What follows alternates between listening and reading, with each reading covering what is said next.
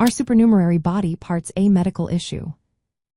Imagine having an extra finger or an additional limb growing where it normally shouldn't be. That's what supernumerary body parts are, extra body parts beyond the usual count. These can be present from birth because of developmental quirks. Sometimes they are just small, rudimentary nubs, and other times they are fully formed and functional. These extra parts can include fingers, toes, ribs, or even internal organs like kidneys or spleens. The question is, do they cause health problems? Well, it depends on a few things. Supernumerary body parts happen because of how the body develops in the womb.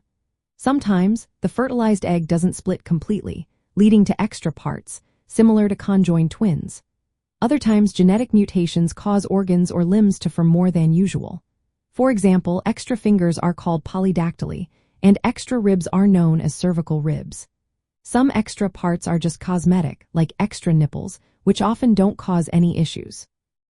Others, like cervical ribs, can press on nerves or blood vessels, leading to pain or numbness.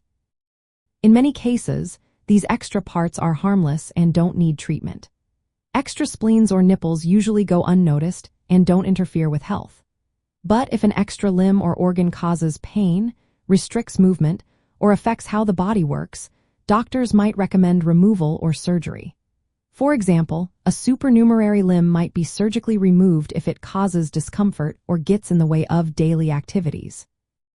Sometimes, extra organs are found during scans or surgeries, and doctors decide whether they need to be taken out or just monitored. Rarely, supernumerary limbs come from a parasitic twin, where a tiny, underdeveloped twin is attached to the main person. These cases are more complex and often requiring surgical removal.